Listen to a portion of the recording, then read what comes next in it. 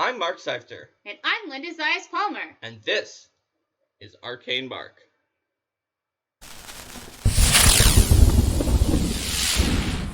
Or something like that. We'll figure it out. Today's episode, we are going to be talking about foes and villains. Always a popular topic. And basically, the question that we see in chat is about the definition of foe and villain.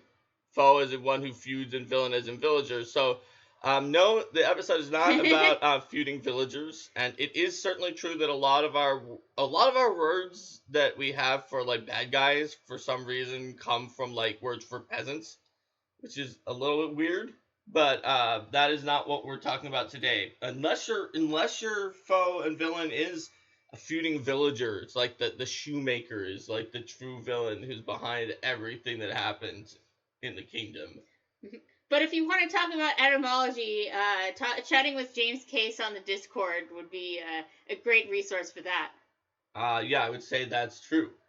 So we're mostly going to be talking about how to build compelling foes and villains in your story. We might talk a little bit about mechanical ways you can support your foes and your villains to make their sort of connection to the story and the plot and the characters sort of pop.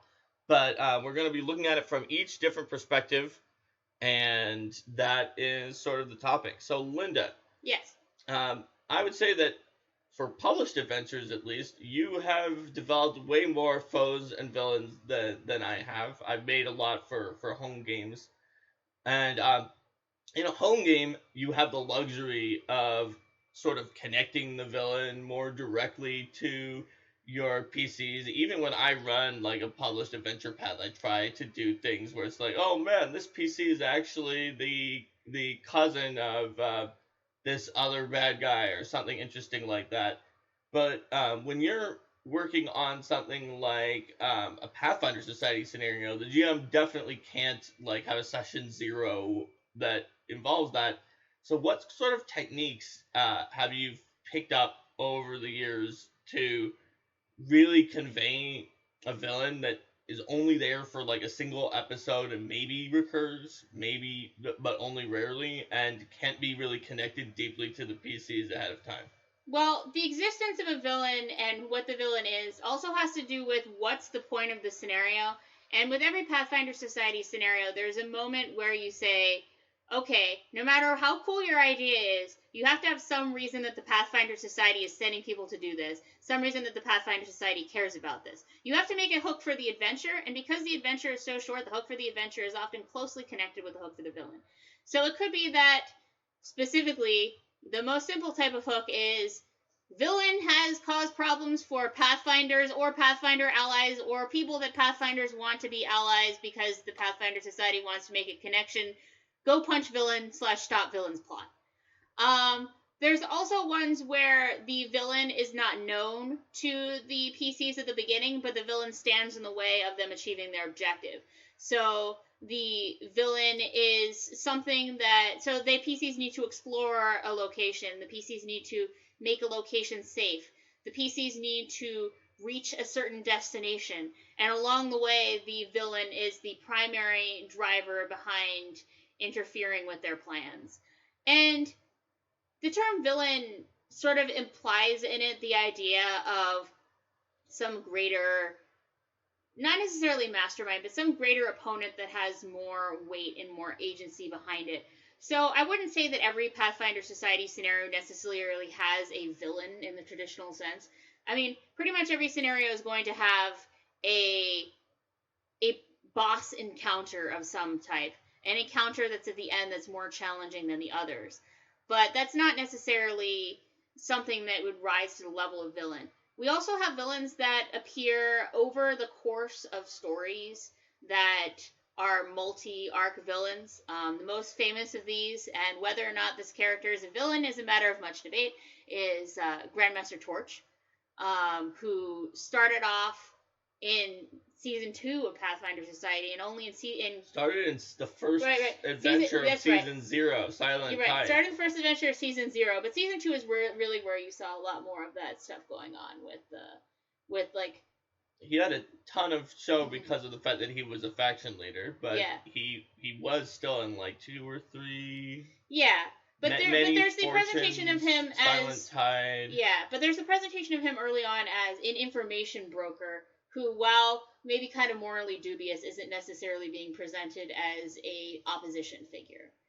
That kind of thing came along later on. And then there's the presentation of him as a faction leader. He was an opposition figure in season 2 because of the Shadow Lodge, and then he was a faction leader in season 3. Mm-hmm. And then he went back to being an opposition figure, and then people kind of decide what the deal is with him in the end. So he gets to act a lot more like the traditional kind of villain that I would run, just because he shows up a lot of times. He does have connections to the PCs who might have been in his faction. Mm-hmm. And also, one thing that I like is he a villain? Is he not? Yeah. But that's one where it's just like you built up all of the possible connections and all of the possible gravitas behind this character and lent it a lot of weight, and something you get like maybe he is the most of all of the 11 seasons of Pathfinder Society. But for a GM who's just starting off, it's not always easy to have someone who's in such a myth arc. Yeah. So what about characters that are not all the way up to Grandmaster Torch, who might not show up again, or who, even if they did show up again, it was because they became popular just from their one adventure? Yeah. What kind of techniques can a GM who's just starting off, who's not sure that they're going to have someone who's in 30 different adventures or something like that, what can they use? What can they learn from Pathfinder Society and the fact that you get 1 4-hour expression to really build up and experience that character? Well, in many cases, then, if you don't have time to show the whole story of why a villain is a villain on screen, some of that can be handled with presentation based on other NPCs. So NPCs can tell you, I mean, certainly you can have the venture captain at the beginning, or whoever is explaining things to the PCs, tell them, hey, this person's bad or whatever. But having the PCs be able to discover along the way the effects of this villain and what they've done. So having, the locals tell them, this. So let's say that our villain is a dragon. Let's go as stereotypical as possible. The villagers telling stories, the farmers talk about how the dragon burned their fields, and then the ranchers talk about how the dragon slew their animals, and etc. And you have these people being like, oh, the dragon has done all these terrible things, and here's how it's messed us up. So presenting the actions of the villain in a way other than the PCs directly seeing it on screen to set them up as someone who's worth opposing. And another dragon idea that you could take for Pathfinder Society, if a dragon comes down and tries to murder the PCs and kill everyone they love and torture them to death, they don't care. But if a dragon comes down and says, look, if you give me one piece of your gear that's really valuable, I'll leave you alone. That is something that is much more evil, and that the PCs will remember forever. PCs really remember things that weaken their characters. So weaken their characters, or weaken their characters' social standing as well. Lord says sad but true. So whether it's taking treasure that the PCs expected that they would get, or you have this going on in Starfinder Society where you have a villain who is sabotaging the reputation of the Starfinder Society and causing it to be that when the PCs go places, they're not greeted as heroes, but they're treated with suspicion. And someone who's bad-mouthing and defaming them. So that is a villain who the PCs very much are looking at and saying, hey, that person's messing with us, and our story is being the hero. So taking treasure the PCs thought they would get, that's one you could see from Pathfinder Society as well. Kafar and Nefti. Yes. In a very early adventure, engineered a Darrow attack on a city that and with weird Grotus cult that Kafar would get caught up in and be a victim, so that he could then seem to be helping the society with his little adjutant Nefti. And then really the goal was to get the society distracted and the city distracted so he could steal the Bell of Obedience. Which he totally does, and he leaves a picture of the venture captain Hestia Themis and a jackass or something like that, and laughing at the society for being patsies. People are talking about various villains too. Auntie Baldwin. Auntie Baldwin, who is she's not even really a villain, but she's very memorable, negative character. She's an orphanage keeper that does not treat her charges well. And she uses the money that they sent to her to like buy black market goods that she's also then selling to give herself extra money. And then she's also money. Like drinking a lot. And so this is someone who's not being presented as a big overarching villain that is sitting there in their tower of plots, but it's still someone that the PCs are going to look at and be like, you know what? This person is mistreating children and abusing charity. We really don't like this person. Yep. So they don't have to be like they don't have to be the Whispering Tyrant, the Grand Lich in the tower with the 18 billion step plan in order to be villain. That's right. And not everyone can afford to do this if you're not like an RPG publisher, but a really good piece of art can sometimes really make a villain when you don't have very much else. Like, I know that theoretically this is the villain of a two-parter, but there's one villain who's just this really cheerful Penangolin. Yeah. Like, you're like, wow, their guts with a head attached to it. It's going to be really gruesome, but she's just so happy about everything that I feel like that makes her even more memorable. Is just the way that piece of art looks. Well, that makes me think of Lowry Veyes too. If you see, Curse of the Crimson Throne. She's sort of not a villain, even though she's evil. Well, she's not really a villain. She's a friendly Kuthite. Yeah, she's a friendly Kuthite. But just the idea that having art that subverts expectations, because it doesn't have to be physical art. It can also be how you describe them and how you portray them. We talked in a previous episode about steering clear of the whole shortcut of being like, oh, well, this ugly equals evil, pretty equals good. Those kinds of shortcuts, or even more harmful things like, disability equals evil, or things like that. But looking at ways to describe them more from their facial expressions, what they say, what they express their priorities to be, the tone of voice that they use, things like their habits, things like that. And also, subverting expectations is a really good way to get the players mad at your villain in a hurry.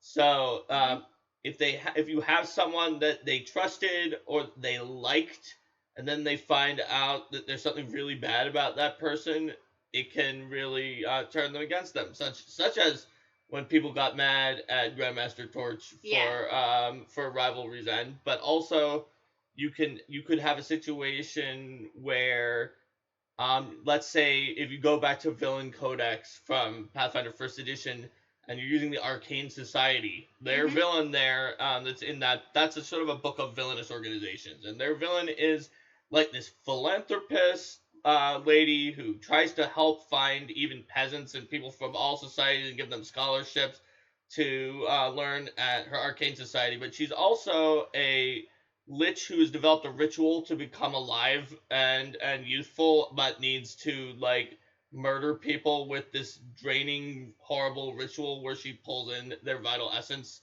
into her in order to maintain this. And so some of those people never return again and keep sending letters to their parents saying that they're going to a really faraway place. So if the PCs were like part of that arcane guild and then later found out that their guildmaster, who was so nice to them, was a lich who like killed their little brother or some other crazy thing like that, that would also be a way to really turn them on the character, even if they just met that character recently. Remember, unless this is specifically what you're going for, and it can be something that's fun to go for, but outside of sort of that Saturday morning cartoon, look at my evil, like Captain Planet villain, let me pollute because I like polluting. Everyone likes polluting. So, but outside of that, even your villainous characters, they're going to have people that they treat well. They're going to have bonds. They're going to have relationships. They're going to have a face of themselves that they present to at least some parts of the world that is not just cackling, scheming, evil villainy. Now, an example of one who may be So some of the ones who may be more directly just like, oh, I'm evil, or some of the more unsubtle, Kitsune Warlock here was talking about evil clerics as good one-shot villains, because the deity and the thematics of that deity, whether you're using Galarian deity or just any other deity you have in your setting, already lend them information that you know about their beliefs. And if you know about their deity's general objectives, that tells you something about what they are probably going to be going for. So if you know that you have a cleric of Ravagog, like, spoiler alert, they're trying to destroy things. Or if you know that you have a cleric of, some of them are going to be more complicated, like if you have clerics of Norgorber, then you're not really going to know exactly what they're up to, but it's probably going to involve assassination or murder or secrecy or things like that in some way.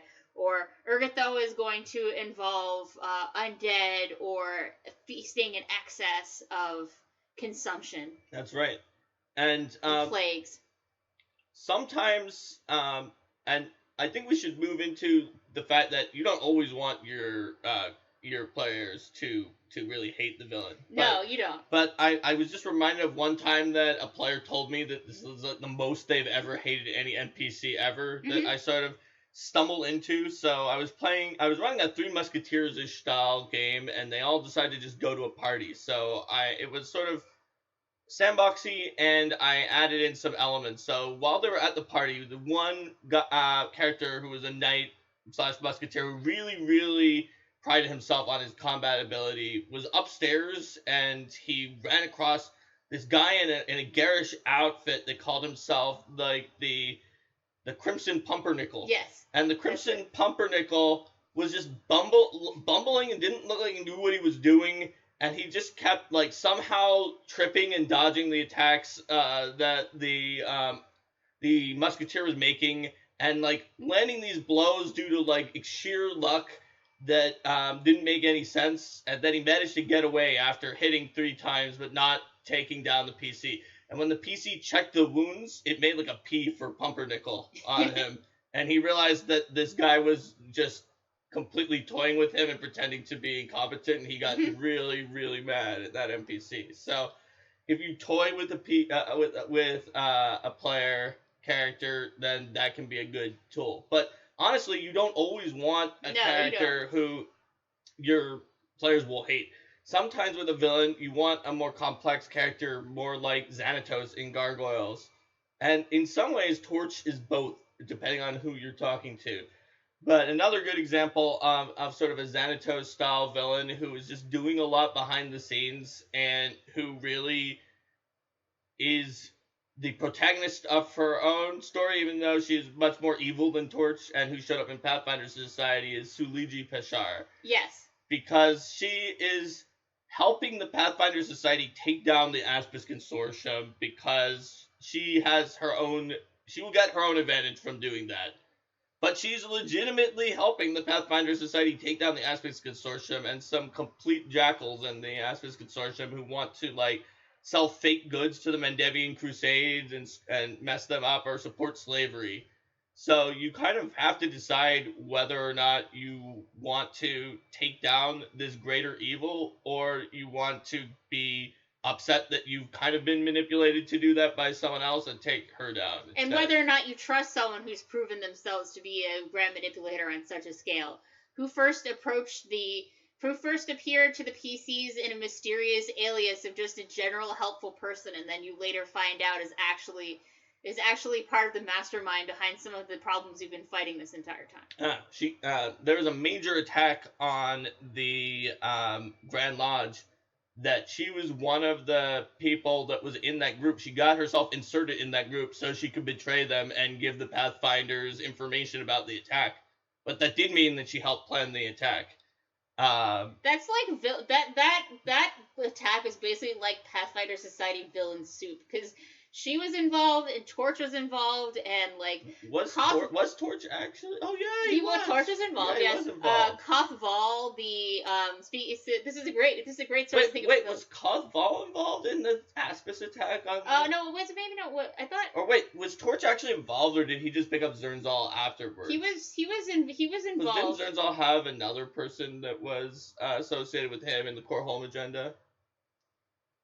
Well, there were some things that we had to explain with I Torch don't and I what he was don't doing. think that Torch was actually in the Color Home agenda. I He think wasn't in the the Color only Home agenda, connection but he was in the attack on Absalom, which is Yes. not what I was talking about. Oh, Because okay. Yes. Suluigi was not involved in the attack on Yes. Absalom. I was talking about the attack on Absalom. Yeah, Yeah, you I have think Al-Jafri. That's right. That had Yeah, Muli Al-Jafri, the Yeah, the assassin attack on cult Absalom leader. was Al-Jafri, Torch, Kothval, and Thurl, yes. Venture Captain Thurl. So Venture Captain Thurl is another good example of a great villain that people remember because he is the corrupted hero. Like, he learned too much knowledge and got corrupted by an evil Minotaur ghost of Baphomet into, like, the dark arts while he was trying to study how to defeat them. And then he became the traitor who betrayed the entire society. So these are some good examples of villains that Al-Jafri was the leader of one of the Pathfinder Society factions early on, and then she... Al-Jafri was a little bit weird because of the fact that she had reason to be angry at the Taldor faction because of something that happened where her sister was murdered by the Taldor faction leader's cousin. And she killed him and left. So coming back to attack the society, I think personally didn't make quite as much sense as some of these other villains. But then later, after she did that and they killed all of her other family members and lovers, then it started to make more sense. But and then Kothval is an example of a villain that one of those more traditional villains that's just like a villain because they're a villain. I mean, I'm evil. And look at Glabrezu, he's a demon. He's a demon. Demons are like Captain Planet villains. Yeah, they are. In fact, Hezrus probably literally would like give a high five to any Captain Planet villain since they're the demons of like pollution and corruption. Yeah, and then Kothval's story we get into more in Rasping Rebirth, one of the scenarios in season 10. That's right. Whereas for Torch's story, you want to look at the Passing the Torch. Yes. Series, real subtle. I never knew that was gonna have Torch in it. Except I did. Olar Warlord wishes that he would get a high five from Kothval. Okay. How are we granting this wish? Well, basically, what happens is that just as the police come up to your door, 5 people who are extremely high on illegal drugs just teleport into your house. And then you get busted and sent to jail on a mandatory minimum. Mm-hmm. So, that's what happens when you make a wish with a Glabrezu for a high five. See, because I was just thinking something more blatant, like the amount of force that gives you the high five completely crushes your hand and blows it off of its stomach. Okay, it could also be that. Warlord says worth. Yes. Alex mentions the villain in the Scarab Sages finale, who is a great example of sort of a villain that wasn't really set up beforehand, but that was still really, really powerful because of some connections that could be made throughout the adventure. So these are some examples especially from Pathfinder Society, throughout like sort of a lot of home adventures that I've written. One thing I really like to do with villains is definitely what whoever said it earlier, I agree with, having villains that are always the hero of their own story and are always, they feel they're the protagonist and other people that are in their way or don't understand. And so sometimes I have villains that are not meant for the PCs to always necessarily hate them, or that are meant for the PCs to hate them and then maybe not hate them later on. Like in one of the home settings that I ran with Linda, there was like a parade of people from the church who were always out to get Linda's party because they were all heretics and witches. Mm-hmm. And like Linda would like really hate whoever it was at the time, and then afterwards she'd be like, maybe I don't hate this person when she found out more about them. So well, I mean, when you're a witch in a setting where being a witch is a crime punishable by death, like, you tend not to like the church. That is the reason why it's a crime punishable by death. Well, yeah, but then you were really sure that the one guy, you're like, okay, I like this person now, but that guy, who quarantined the city and then executed a bunch of people has got to be just the worst. But the thing is, when you're living in a fantasy setting where like vampires and wraiths and those kind of creatures can just exponentially grow, when there's any kind of threat like that, he just quarantines the city and kills anyone who has like lycanthropy or vampirism or things like that, because otherwise it could spread to everywhere. Stump Monkey says Arthas. Yes, from Warcraft 3. So definitely villains who start off as heroes and then get corrupted can be interesting. Villains who could potentially be redeemed can be interesting. To go back to that what you were saying there, the idea of the utilitarian villain who's trying to do things as efficiently and effectively as possible, and always has like these extremely well thought out, logical seeming explanations for everything, but then it's just like, you did what for that cause? You had one of those as a fellow PC in your first ever game. That's true. I did.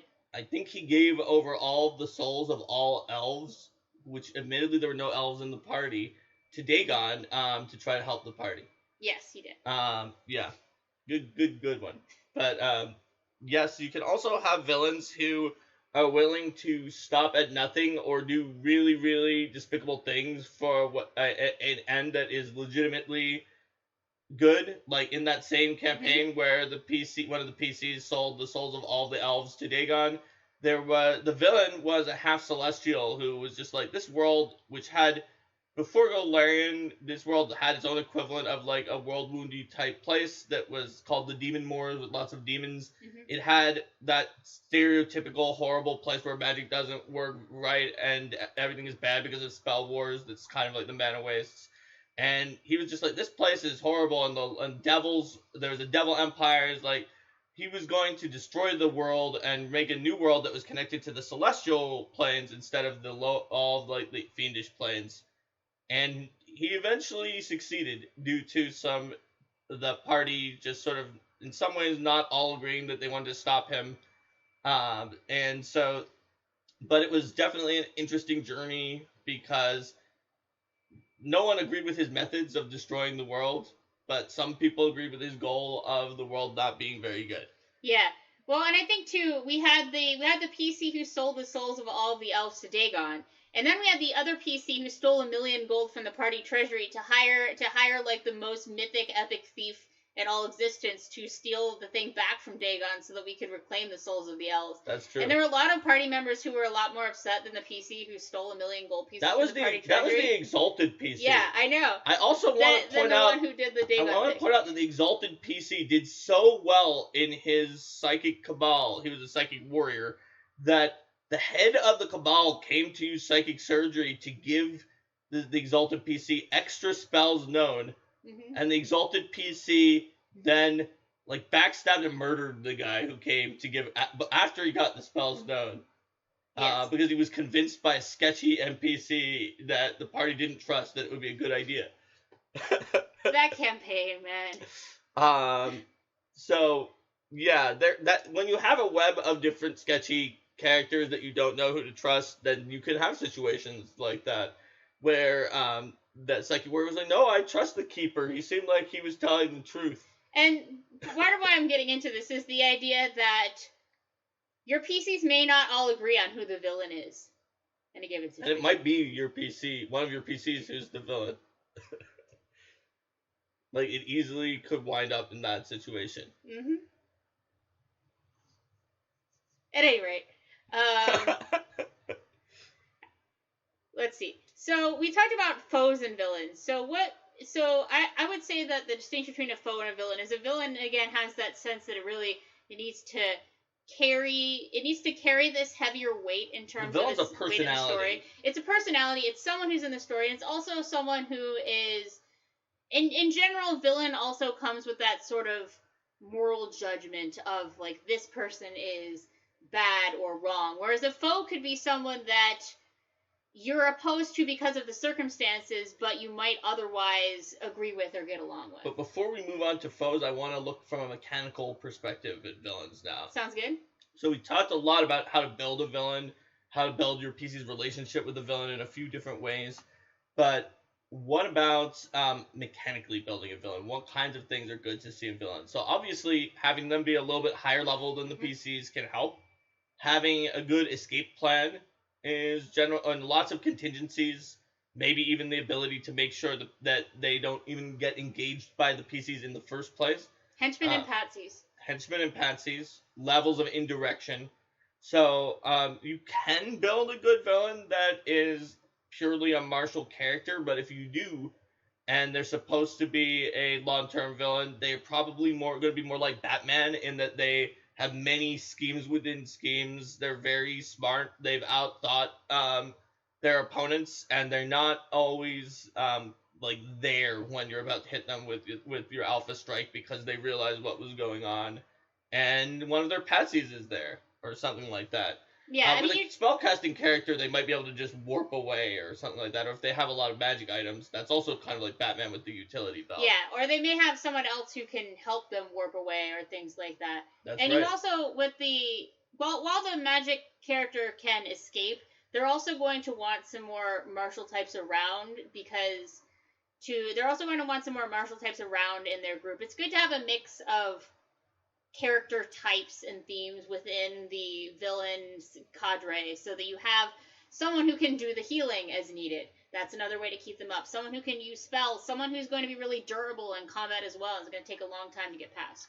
Right, and in Pathfinder 2nd Edition, also a martial villain, when you actually fight them, can be a more satisfying encounter than it was. Pathfinder 1st Edition, certainly the martial character, Icardrian's Revenge, was not really that great of a villain compared to the other people that were in his group of people. Mm-hmm. And that was kind of a letdown, but it was sort of part of the mechanics of Pathfinder 1st Edition and sort of the build of that particular character. And I'd say that also, if you want to have the villain who is not the strongest, because you can certainly have a villain who's not the most combat capable. Sure. But then you want to convey that. The idea of someone who has just all of these much more powerful and higher level pieces that they have in play, and then essentially if you actually make it back to them and all their contingencies are cut, you win. Yep. Because at the end, it was actually the shoemaker. Yes. And it's just a shoemaker. So the villain doesn't necessarily themselves have to be the most combat capable. That's right. So I think that all of those are good tips for villains in building them mechanically. Let's move on to foes. So, like you said, foes could be a major foe that would be on the level of villain, except for they're not necessarily a villain. And you might say that the church that were trying to execute your characters in that game were at that level of they were foes, but not necessarily villains. You can also have foes who are opponents that work with the villain, like the mooks and henchmen that we were talking about, or even just foes who are enemies that you sort of come into on the road.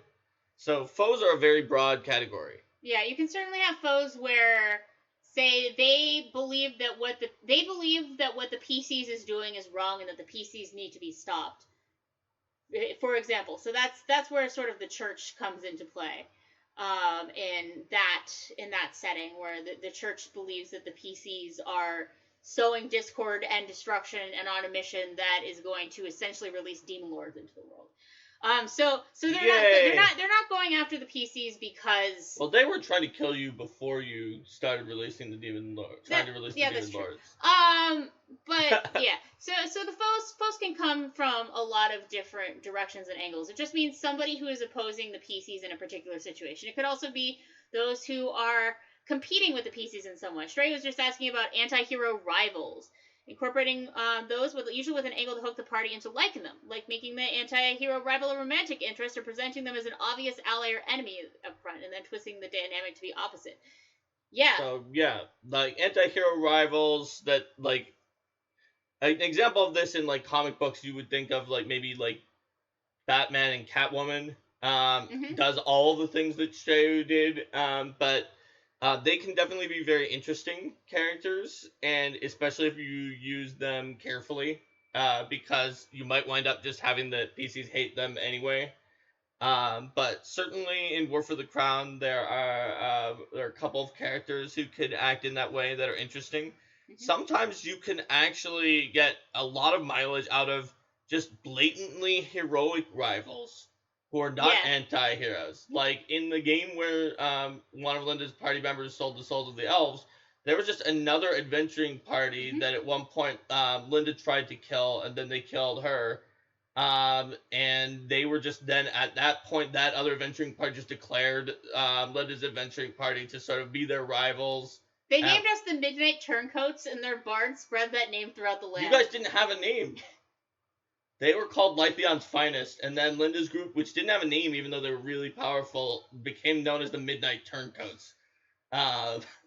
Also, Linda's group's bard was the one doing the evil things, and not spreading any rumors throughout the land, but then later spread rumors throughout the land. So it was. But at any rate, the idea that was actually a heroic get.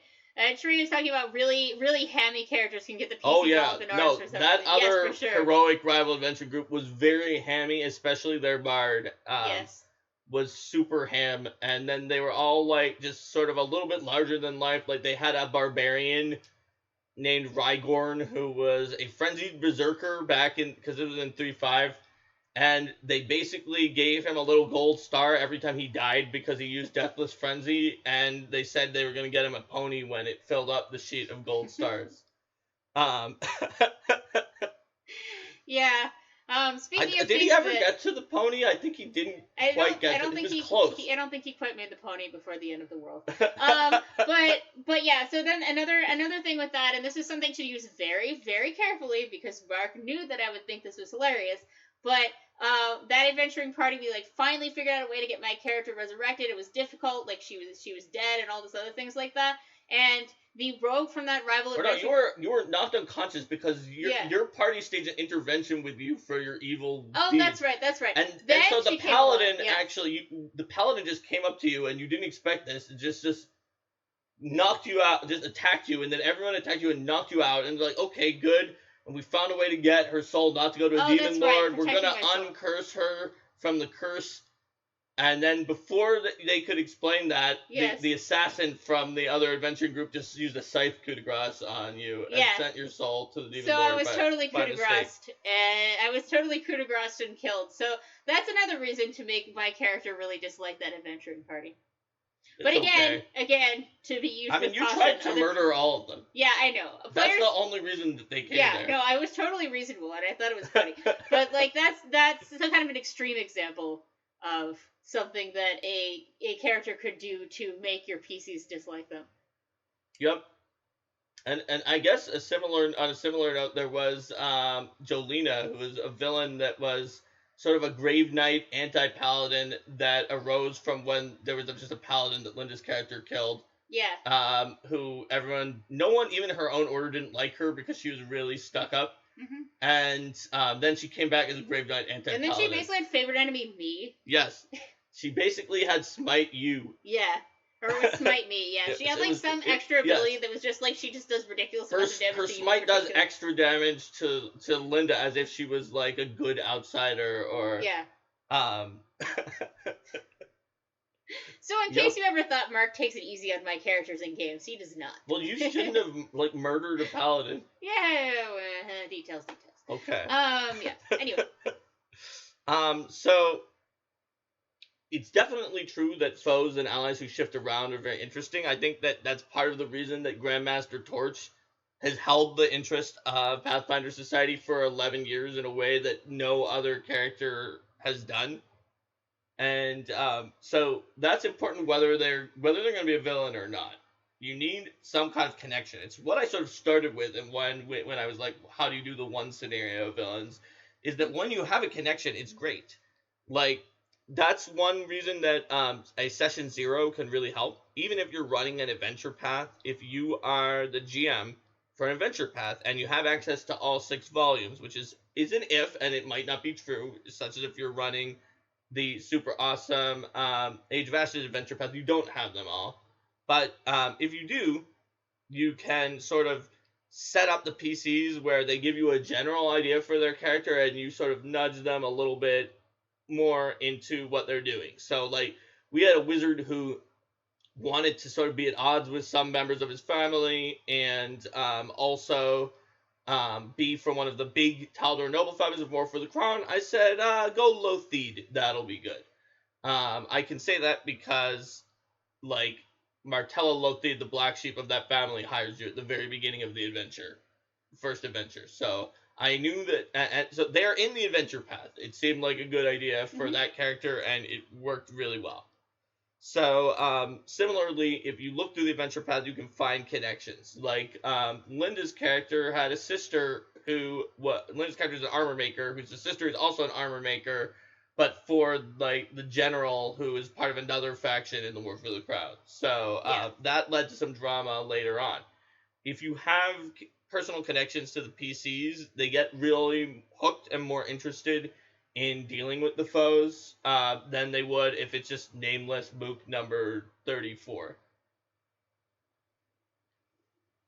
That said, Linda, how would you build nameless Mook number 34 to make an interesting encounter? How would you build nameless Mook number 34 to make an interesting maybe encounter? mechanically. Mechanically. Okay, well, nameless Mook number 34 should have some sort of way in which they have a plan to win the encounter.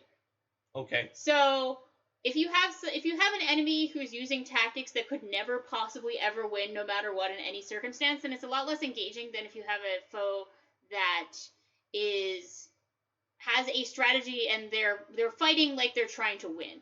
So first of all, having them fight like they're trying to win, having them have reasonable tactics in terms of when they retreat and when they continue to fight on. So they're acting like a reasonable person might act, as opposed to like a video game character. You also have them having some kind of interesting strategy or shtick or tactics that they use in the fight. So this is less about what do you do for this one particular nameless Mook, and more about if you have a dungeon full of nameless Mooks, how do you keep things interesting? Varying up both the types of characters as well as the strategies that they use, having some that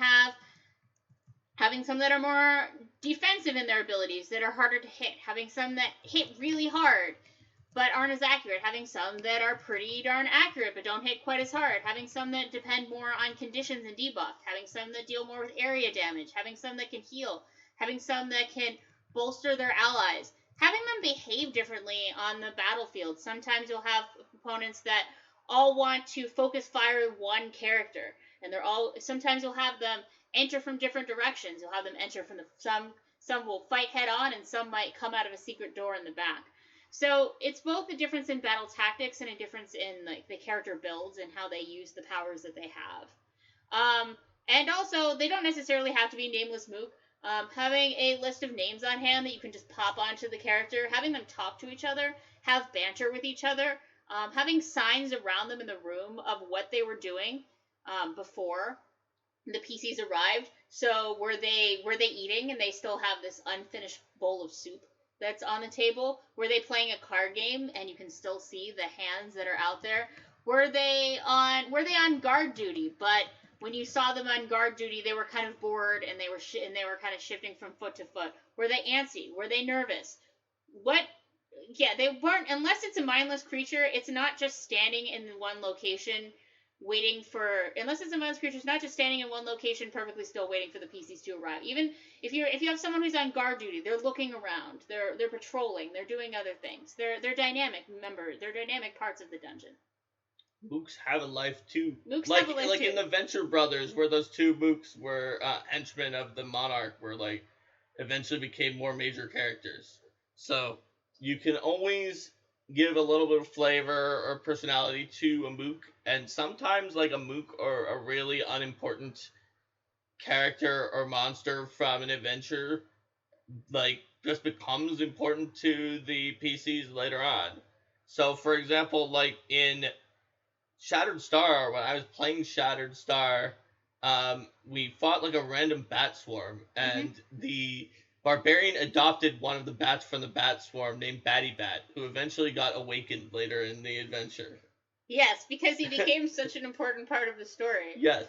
And this has something to do with why I like bats, because That's true. Then this got me looking into more things about bats and learning about bats in real life and Yep. other things like that. Oh, do you want to show people your new Kickstarted bat plush? Oh yeah, it's right over here. Let me get. All right. Mook Life reality TV show. Here's our first Honduran white bat plush. So this is Foof the Bat from a Kickstarter that I backed a while back called Heather's Sketcheroos. It just came in last night, and it's so soft and fluffy. So now you guys have seen the new bat. But so you get collections like this of bat plushies can be some of the more start from a random mook. Started from a random mook in a game. It was just one of the bats from Bat Swarm that the party sort of tried to be gentle with the Bat Swarm when it sort of swarmed around. Mm-hmm. And the Barbarian had very high handle animal skill and was constantly trying to make friends with animals. Yes. Yep. And you can see, maybe, Linda, you could also maybe put a picture of this bat on the Bats channel for the Discord, okay, too. I will do that too. And I'll also link the, I don't know if she's selling more of them because it's one of those handmade things, but I'll see if I can pop a link to that in there as well in case she's selling more for people to buy. Mm-hmm.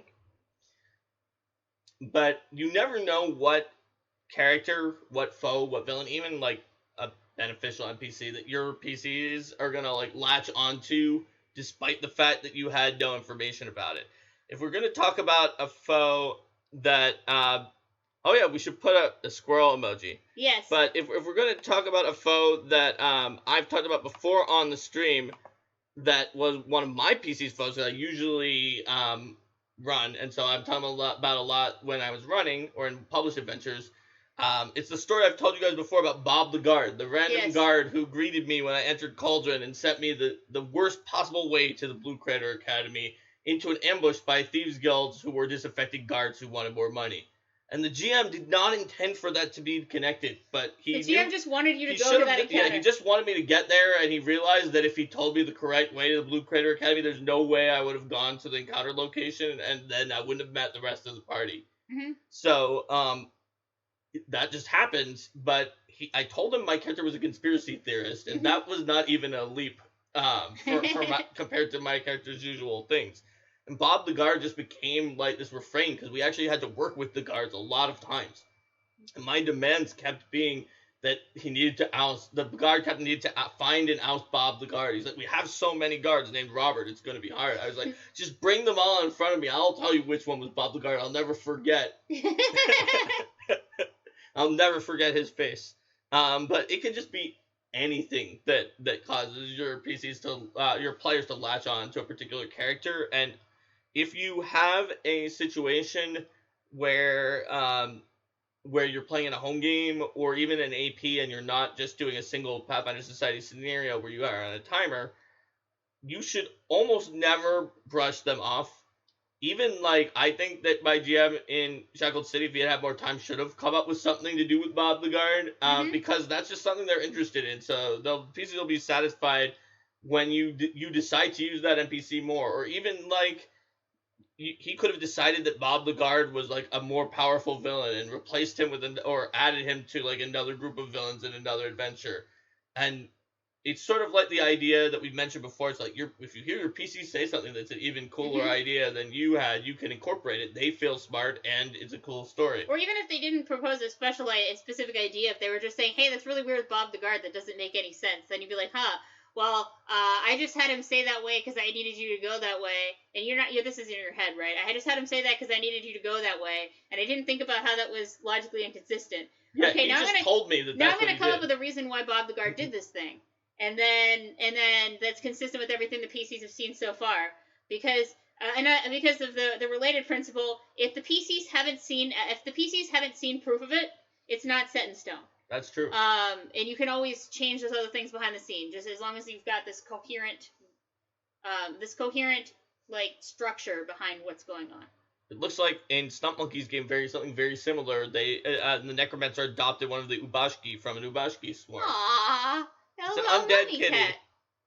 And Alex points out that people don't always do things that make sense. Yeah, they don't have to logically. Yeah, it's like they don't have to necessarily logically make sense, but there has to be like, I feel like some kind of a reason. So like, Yes. it could be about like that. There's a reason based on how they were feeling at the time, or what else was going on in their lives, or maybe they hadn't had breakfast that morning and they were hungry and kind of out of it. Maybe Bob just doesn't like newcomers to the cities or halflings and just wanted me to have a terrible time. Maybe Bob wasn't really paying attention. He's like, whatever. There's no way he could have been just not paying attention, because he didn't just say that way. He gave me a long, complicated set of turns that all correctly led me into a dead-end alley where I got ambushed that was miles and miles on the other side of this city that was a circle going counterclockwise, when if I had gone clockwise for one block, the academy, which probably I could have seen if I looked carefully from the gate where I walked in, I would just hit that. So there's no way he forgot or just like was being simple. He gave me this. There were very good directions to the dead end alley, and they would have eventually reached the academy after like 9 additional turns that I didn't need to make. Yeah, or like David said, like maybe he was hungover, or like Alex is talking about getting a haircut that he didn't want because he accidentally told the hairdresser to buzz his hair, and he was just kind of like a brain fart and things like that. Yeah, I mean, the brain farts and things like that can totally happen. I find that in RPGs, I tend to look a little more for having some way that if the player asks me like, point blank, okay, that doesn't make sense, seriously, I need to know why they did this thing, that I could possibly give an explanation for it, just because RPGs by necessity are showing you only a small snapshot of what's going on in the world. I mean, this is a lot more, in a video game, it's a lot more obvious when you have these grand cities, and it's like, oh my gosh, this is a massive city. 30 whole NPCs live in this city. Yeah. And then it's implied to be like this grand city with millions of people or whatever. In tabletops, you have the flexibility that, I mean, hypothetically, if people went around building to building, you could show them what was in that. But you are showing them still, because of the demands of time and bandwidth and how much can you really build, a much more limited picture of the world. Right. So I'm a little more careful with those things that don't have an explanation. Well, and like I said, it can be an explanation based on what was going on in the circumstances, how someone was feeling, if they were distracted or whatever.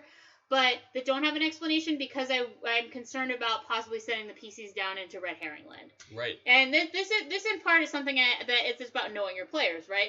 Because I know that I have someone in most of my games who is going to analyze to death everything that happens and possibly get sent down 7 red herring plots if I have something that doesn't have an explanation.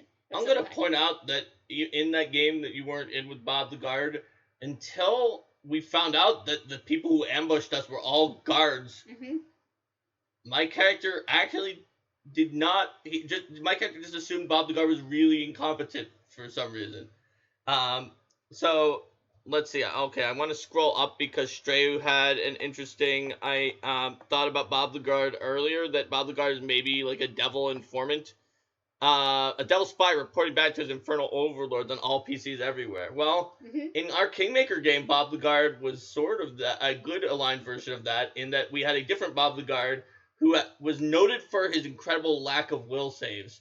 And he was just in the palace in a spot where we could scry on him if we wanted to see certain things that were in the castle. Mm-hmm. And we also had up detect scrying on the area in case other people had the same idea. And so we would just scry on Bob the Guard if we ever wanted to find out what was going on in that area in the castle. I mean, after a certain point, he just became like a glorified baby monitor. Yep. Because I think we had greater scrying, so we were always watching Bob the Guard. You were always watching Bob the Guard while you were on even when he was off duty. Yeah. Elftro said, I was once Bob. As I told directions to a customer, just after they left, I realized I gave them the wrong direction, sent them in an hour detour to go somewhere 10 minutes away. Oh no. Don't ask me for directions, ever. If it's me, I might think that you're a member of a thieves guild if I get ambushed by a thieves guild made up entirely of whatever your business is. Disaffected people who want more money. Yes. So be careful about giving me wrong directions. Yep.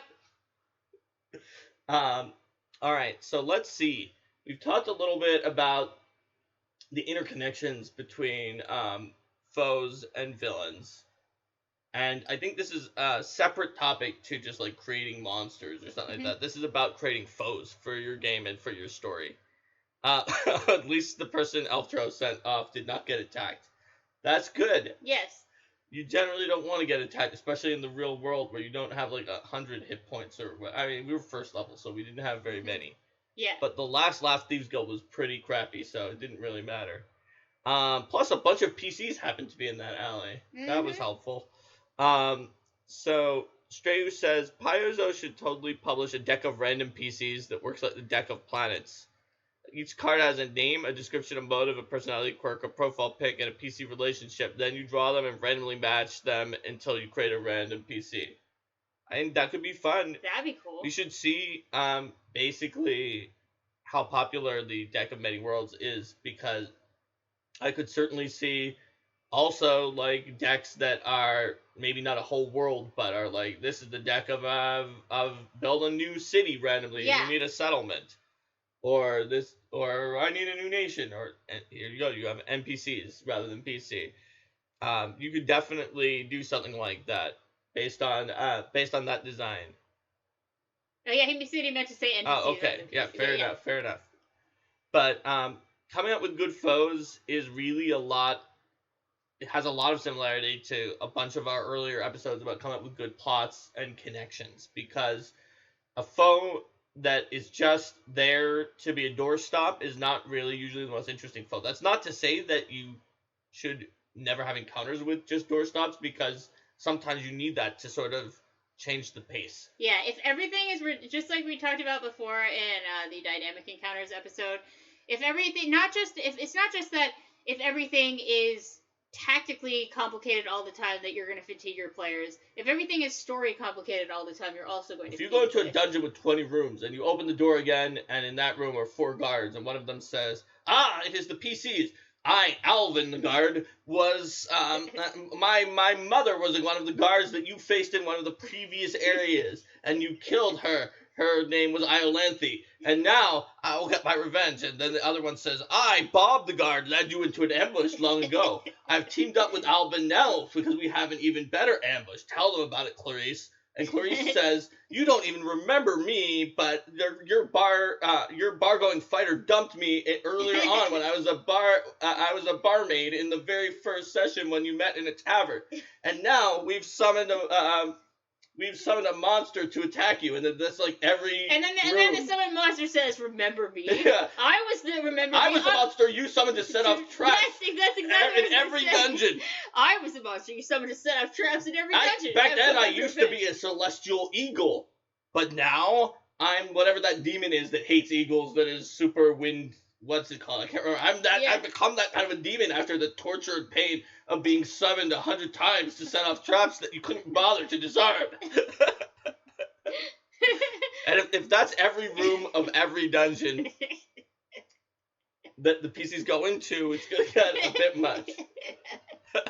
Also, the PCs are going to feel like assholes, because like everyone they run into is going to be like, this is how you wrecked my life, and I want revenge, or whatever. I mean, this is why I have a beef with you in particular. And then the next room... I mean, that sounds like a fun one-shot. And the next room, it's like, I am Ephraim the guard. You may not remember, but you stiffed me on a tip.